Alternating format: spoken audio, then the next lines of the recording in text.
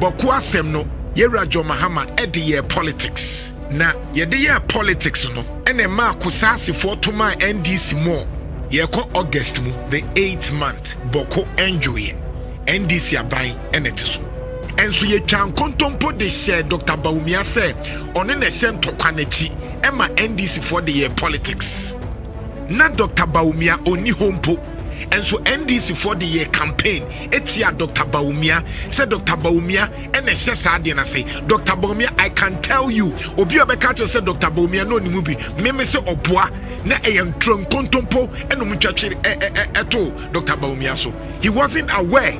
NDC Nana Jantuah of NDC FM ne type we just type here be efa Bawku nsensem na asaba trend no na man for e blame Bawumia asa an MPP so no na eye Bawumia we memprisi ni ana o instigate memprisi ni against the crises na or supply mu weapons any ade Nana Jantuah abamu bi wa be fire NDC or fire John Mahama wa fire Mahama ayarega na o ye Bawku central a o say ye majority leader in parliament no wa fire sanko fi eje say Bawumia eye innocent Bawku nsensem NDC enhwe no mun solve no munya Bawumia edinebo Nana Jantuah abebo na adwene aha Penyah block media mess for say any dim obe like if video no that ma subscribe button so na click the notification icon for latest updates na ba chere adwene da mame e wo comment section mess for so ba so no ahye no for so enya bi ahye enti Bawku update no asa aba oda say Bawku issue na ba trend mu biem ema nansi asawase kuma se kra no o maku kuta siri wo hono asa ku Bawku sini e wo ho je say entokwa no free Bawku abedu kuma se ema tamale kra hemfo e wo ne Bawku for no say so be a mistake say Bawku ni bi be mistake e beku esirem ni nod na bi wo hono mo a ene omu ehu omu ye say obi atate send warning to zanko free ema because of that kra no ye the military akogu Bawku ya so ye for police for kwa omu ne civilians ni police e kontoko hunu ye the military aba hono say omu emehwe na omu restore peace e wo hono ahwe Bawku sense na so me catch say Mahama e the politics campaign 2024 enyo no kwa ayade na onse majority line parliament no also can the same thing say NDC the ball MPP achi say eye Bawumia ne dom e na hye Bawku ntokwa na chi na Bawumia sa aba no anwene a obema ntokwa asiga na ha ene ade evans no mka ye no ana Nana Jantuah NDC ni journalist Nana Jantuah abon bi roches mo kan Bawumia say Bawumia do ade man twen nya adwuma na Bawumia is just a perfect gentleman other day on pen ho asem enti munyai sa mode Bawku ntokwa foforo Bawumia no munyai Nana Jantuah afoya NDC John Mahama enya asem kuma ene na mepese me de share ase we na mepese me de share ase Bawku empanyifo bu baby se ukoto se aboa bi ete unia so a yenka se sori ne so de ka se sori yen so ebe bia wasechire se ukoto se aboa no ne koye wo bia manchire akokwa nka se sori free ne so krama bi awi akokwa ye pamo no se de be ya owi a o ma wi ye nyina nti ye se sori free yen so yen ka se sori free ne so ena mpanyifo se bu baby se ukoto se obi abodje se hia na wasensunsu asi wodie so efri se onso abodje se no afusa ebetimi ahyebi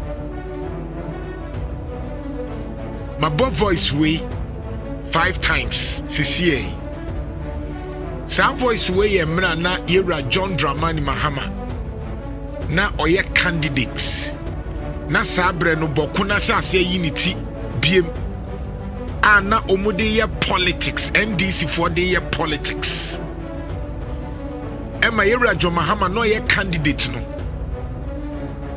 instead say no beka say Bawku asem no enye NDC ni MPP asem no yewra John Mahama ede ye politics e ka sa asem wi.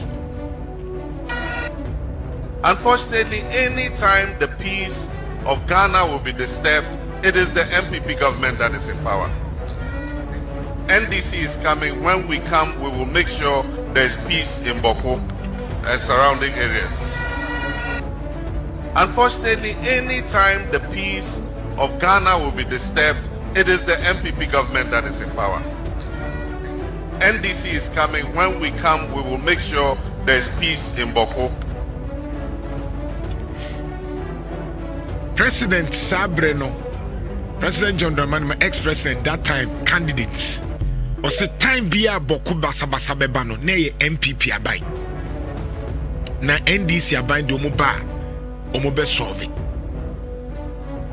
Yeko August mu, the 8th month, Bawku enjoy NDC abai enetiso. Inti na mibusa aben. Okoto se abuano. Otiwuni aso a, ose sorry yenso. Na enye sorry ni so.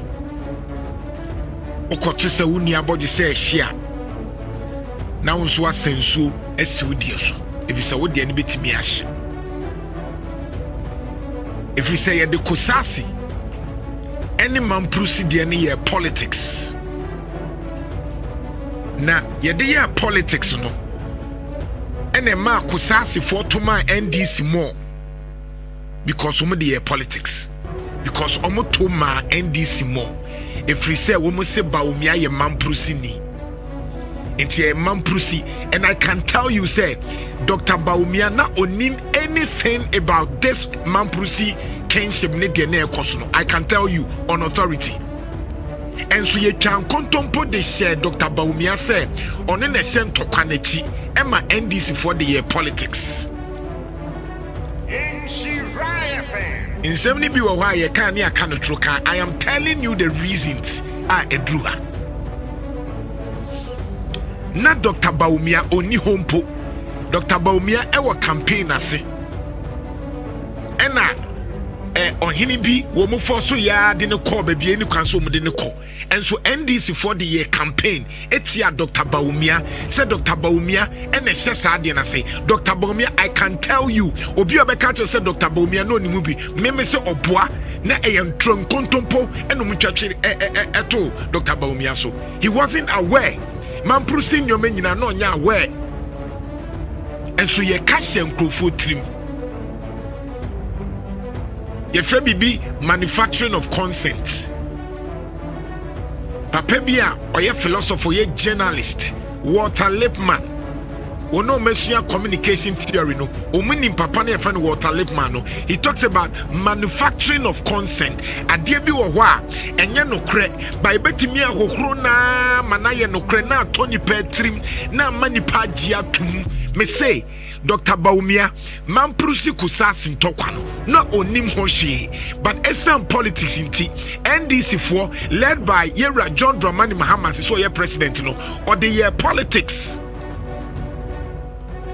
Emma kusasi for G2 and intina sobesha kusasi for dodo na nto ama MPP and na krampo MPP within no MPP for na kra e de bo Dr. Bawumia the triso so ye man prusini na kosasi for mpe asem entina baby onya zero because NDC for cash and crofo trim eme G2 mu say eye Dr. Bawumia na e koso sa ntokwa no Dr. Bawumia ni ho Ghana for anto amano ye was 7th month ntokwa ne da so wo so MPP abai wo so anaboko ntokwa ne ko yate NDC abai na aba boko ntokwa na ye west Yera John Mahama me pewasem but sadie we also be part of first as a president sasem na wo kan wan kan yi na ni kwansa wo kasa because you are an experienced person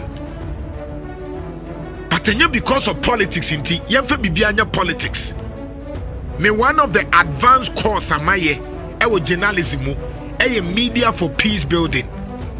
What is conflict? What causes conflict? Types of conflict, how conflict can become violent.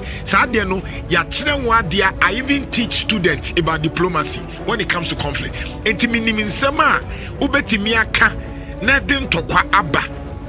I understand the phases of conflict. Conflicts, you bet you say, you won't teach mu be enum, you will back friend pre-conflict. Pre-conflict, and they say, Obi koka bibi, na enya papa. Say yanka won hwe so obi didi obi atem na nipa ni didi nipa na atem no obi anka ho hwe a edru baby at the next stage will be what we call confrontation. Confrontation in say, okay, bino, make a biachro. And to say the aquatia the airby, we say, boot for boot. A confrontation. Sameka wasem na meka bibi tiaw na ye ntimi anka nkyerem se minyai na me tokoswa e bedru baby nipa na waka no ono so obe responde na edru sa confrontation no na ye ntimi manage sa bre na another phase a ekọ eye bibi efe no crisis ne say sa bre no na mente me ho ase we bo masum me so me bo nasum we didi matem me so be didi na tem we keka me so be keka bi kire no afi obia de abufo sa no na afi we tam bibia no opese de bonimia eno na aduru a ama boko crisis na ba no. Why? Because at the time na was say kase yenyai enye NDC ni MPP asem kosasi mamprusi ye Ghana fo enti wenya amanyosem ye nyina ye nyai no NDC fo ankasa ye John Mahama ankasa nemom ode ye politics eme eti ase ese na Akufo do ni Dr. Bawumia ne hye sa Bawku wo na se because MPP now NDC was so 7 months nye still entokwa no enyenjaya ye the military and ensure curfew no me say okoto se aboa no ejina obi so ehwi obi a ye kasa sorry free yam so then you sorry free me so mama bibia your politics. President John Mahama respectfully asem na wo ka ye no they said you obi apewa asem ti ade bi wo ho ya yen catch but jo ka ye no dangerous. It was dangerous when na wa cause our problem we and I'm glad say you are the president I will fix it. But imagine say sabre no na wo ka say enya NDC ni MPP asem na mo me Ghana asem na Bawku ka Ghana ho mo me enya ntokwa no na ye nua won say eno na won say o ka sa asem no. Yesterday as a president unianum gonja for besra wo no o kan say yenye nipa Bawku nti enya ntokwa no niema peace the chance sabre no na nka wo ka ne sa ogidi se nke bedru ha samre na wo petumi ni de o ma ye hu se eye MPP for na samre na nka akogya na aka se kusasi mamprusi ye nyina nipa Bawku enti momiema asumdie kwan te se de no akasa te se president na ke bedru ha because right now ne de wa mana hu ne se kusasi for ni fili se ye to ma NDC nte wo se NDC for gitum se ye bibi mamprusi for na ye susu se omunso ye MPP because Bawumia no omunso betwi omu ho it makes it very difficult. It makes it very difficult. Intimaka pre-conflict. Pre-conflict, you know, the amount of kwaba. The cat akukwa say akukwa wuni nyansa. Debi akukwa wejimi akukwa akukwa mebo. Yen kan kire mi se minyai. Afi time akukwa nso beka se me usemi ekwasia nso ekwasia. Wejimi a nso ejimi. Obo mi amebo no. Afi na bo nse na mpanyifo obem. Say ye na ye nyina ye bufu a afei ye betin tambibi ebo yen. That is a crisis. To say Bawku a true crisis. Crisis mre no. It is say Russia and Ukraine. It is say Israel and Hamas. Crisis dura any formula. And nti no modern tokwa na free wa ba Kumase no because it say any formula. Nti wan hwe ya afei ye maniko school a emu ba be ye mu kosase ni mamprusifoɔ wo school na ye afei maame na cash ni trim se so ko school a no ye kusase ni ohun mamprusi ni a ohun ni so ye enemy enti Bawku na sem no na ba eha because university ye wo mamprusi ni kusase ye meya ye ko school yi ye wo mamprusi ni kusase se yan kan chom se mo mu nkoko ntokwa no mu ye anuanom se awofo na kan chom na awofo no so ka bibi show mu trima ebekwa na afei ode akosuku mu afei na ye problem afi oba hu se teacher ni bi ekosasi ni na mamprusi ni ye student a asemasi teacher ni bi ye mamprusi ni na kusa hwe asem na ye ka no ebia wonte conflict ase ebia wonte war ase ebia wonhu the way antokasi tie wote ebia ha wohwe ni movie wohwe ni film keke wohwe no TV so enti ye ka wonte ase eba se ya ema ne mema eni hu amane se eba se ya Emma memma nketwa enkwada nketwa mmofra ene hu amane na politician na omu hyase no wo madwane me see issue we kayewura John Mahama Eka ne te se de na no ka ne kama yi se kusase ne mamprusifoɔ nyintum ne nyinaa yɛmfa sundie ebua ne yɛnkambom se Ghana ɛne wankɔka saa asɛm wei se anytime MPP is in power bɔkɔ problem wɔ hɔ a anka yɛnnu ha sɛ yɛamfɛkyere yɛsi anka no kora aka kyerɛ sɛ adeɛ bia ɛmmoa Ghana no men support it. I don't care whether you like John Mahama or you don't like John Mahama. Ghana ni yɛkyekyere ɛnyɛ wo party ɛnyɛ NDC ni yɛkyekyere yɛkyekyere Ghana me say yɛwura John Mahama amfa nyɛ politics a anka bɔko deɛ no ɛnru ha anka bɛwu sɛ mampurusio kusasio ka manyɔfoɔ mienu betumi akɔ imagine sɛ yɛwura Bawumia ɛne na John Mahama aka bom sɛ omu kwa akɔsɔbo saa problem ya anka ntimi sɔbe saa ɛnru ni amfa nyɛ politics ɛne ka sɛ Dr. Bawumia dimachi na yɛnyina yɛn kombom na ma kusase ne mampurusifo hu sɛ yɛyɛ anuanom a anka beduru ha ɛnsɛ ka yɛ na NDC for mani gye because kusase fo ato ama mo ɛsɛ kusase fo no so ani agye sɛ yɛto ma a mobɛyɛ saa nyoma wi hwɛ yɛ antimi anka amfekyere a yɛbɛyɛ dane that we know the problem but we are not talking about it. The problem started when John Mahama or the year politics and surrounding areas. Unfortunately, anytime the peace of Ghana will be disturbed, it is the MPP government that is in power. NDC is coming. When we come, we will make sure there's peace in Bawku. MPP wo hone antes aswase abo obi tu. MPP wo no na ye Bawku ana na yete so mu ko mu ntokwa. But the NDC time and yet me din ntokwa na ababeduru aswase ama etuo akasa. Let's be real. Let's talk. Yera John Mahama. Wa anya de. President, wa anya de sa kasa wa anya de.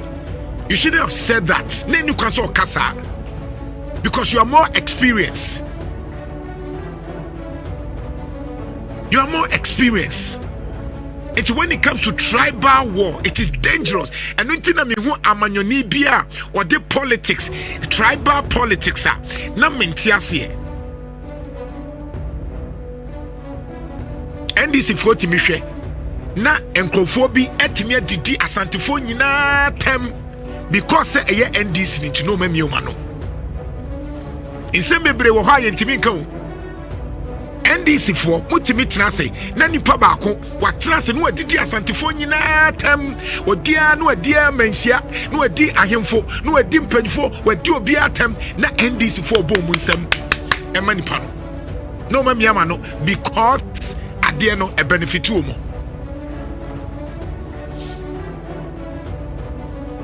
Then you drew her and you be a bay. Me debia make say one no mu bear me pano, one no mu bear me pano. Do not cry ya Santefo. One na sebi ya bua wo mu pano. Say o calculate me ya Santini, o make o calculate ya, o mo ya Santefo mu bear me and me bua mu pano. O mun drew 30%.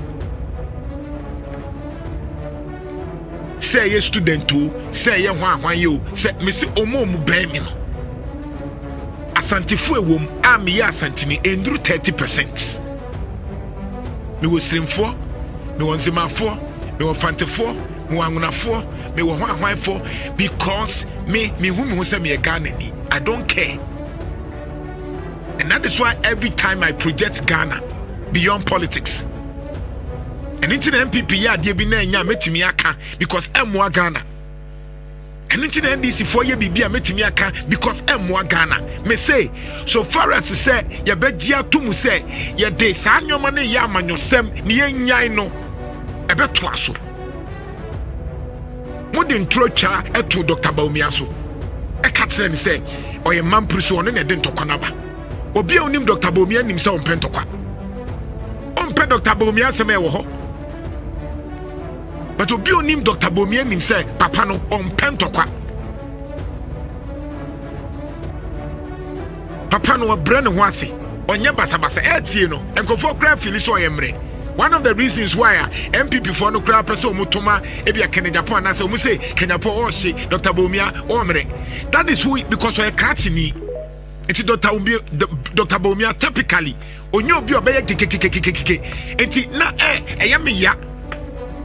eyame ya say innocent person ni a chantro because of politics. Ni amia diatum say kusase for ne mpena asemuntia because mo de yamanyosem ema mo MPP for afena meba mo so mo MPP for you mo ye kasa asem na munim say ntro no because mo bi mpa Dr. Bawumia asem no mo gitum ama say nkofo you so against him but mo nyina munim say Dr. Bawumia was not part of this intokwa.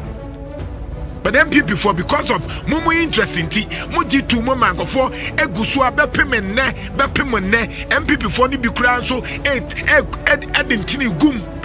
Emie who say Dr. Bawumia ya bamprisinity and the anto abama no by yen kase sorry and so because a Ghana asem one say buy ye nyina yesika ne de ehwe. Omomu ho no NDC MPP one so bi ada. Wa ye kusasi ni wa ye mampurusi ni awoboko once ye so obi ana eba ye yanyiyimo eba mu yanka nto se metoma NDC nti menda ye bibia ye careful because antokwa we I'm telling you ebro yewra John Mahama ne Dr. Bawumia so obi a woni mboko ntokwa no enye nne ntokwa bi wo ho a edin se obetimi atwa no ososo no no make sure say there's peace. They say soldiers for baby jai wo mabusia for ho na o matna ho ase say okwa asewase a police for ni soldiers omo naye hwe adwuma wo mu ye wa asewase soldiers nyame nhira mo police for nyame nhira mo mesa bo regional minister abaso any mpanyufo am make sure say so far asewase aye tamed sabi kamutu mu ba bia mu didi o but say akwa ne sa amanyofo nyai sa amanyosem na yede tribe so eye no emwa yenyina ye Ghana fo say we a Christian and now you gidini a one of the things that I know as a Christian is say there's neither Jew nor Greek nor Gentile, we are one body in Christ. Me ye Christian me gitum say ye nyiyimu obia ye nipa baako nyankopon nyansem no oye ne se de be ya wo enye aduane bia na obetimi a produce enti yeti hei ena no pese me di koko no enye asantefo na ye kokoi eye nuanum free stream na beboa ye wo gobe no enye asantefo na nim gobe ye nuanum angunafo no omo ye ade wo gobe eno ne ebedie ye won zima de ye won fantedok no ye won kredok no sa nyoma ni nyina no wudi bi enti se wudi bi a what is your problem wudi na diane ba wo wi ana peso yim munyai politics na mo ye no munyai na emwa mo ene ekoye ma me say sa de ne mo Ghana I don't care about your politics so you can defend on tiasie you can defend one tiasie you don't even understand what is going on you better Ghana ma Ghana yi Ghana nya NDC ni MPP dia enough.